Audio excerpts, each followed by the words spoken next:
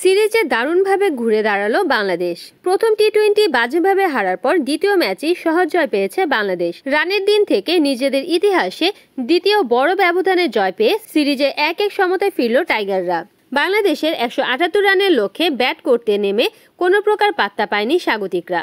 রিশাদ সাইফুদ্দিনদের দুর্দান্ত বোলিংয়ে মাত্র 94 রানে গুটিয়ে যায় শ্রীলঙ্কার ইনিংস। তাতে দ্বিতীয় টি-20তে 83 রানে জয় পেল বাংলাদেশ। লিটন শামীমের ব্যাটে 20 ওভারে 177 রানের চ্যালেঞ্জিং পুঁজি পায় বাংলাদেশ। জবাবে শুরু থেকে নিয়মিত বিরতিতে উইকেট হারিয়ে ম্যাচ থেকে ছিটকে পড়তে থাকে স্বাগতিকরা। 19 রানে প্রথম উইকেট হারানোর পর 30 রানের মধ্যে 4 উইকেট হারিয়ে মহাবিপদে পড়ে শ্রীলঙ্কা।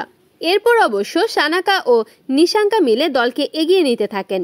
দুইজন গড়েন 41 রানের জুটি। তবে এই জুটি ভাঙার পর তাসের ঘরের মতো ভেঙে পড়ে শ্রীলঙ্কার ইনিংস। এই জুটি ভাঙেন রিশাদ হোসেন, যিনি ম্যাচে 3 উইকেট পেয়েছেন। শ্রীলঙ্কার হয়ে সর্বোচ্চ 32 রান আসে নিশাঙ্কার ব্যাট থেকে, আর দাসুন সানাকা করেন 20 রান। এই দুজন বাদে কেউ 2 অঙ্কের রানই করতে পারেননি। রিশাদের 3 উইকেট ছাড়াও 2টি করে উইকেট নিয়েছেন সাইফুদ্দিন ও শরীফুল ইসলাম। 1টি করে উইকেট পেয়েছেন মোস্তাফিজ ও মিরাজ। 3 ম্যাচের টি-20 সিরিজটি 1-1 সমতায় আসলো। আগামী বুধবার 16 জুলাই সিরিজ নির্ধারণী ম্যাচে মুখোমুখি হবে এই দুই দল। Desk news, Kamruzzaman Kamrul, NN TV।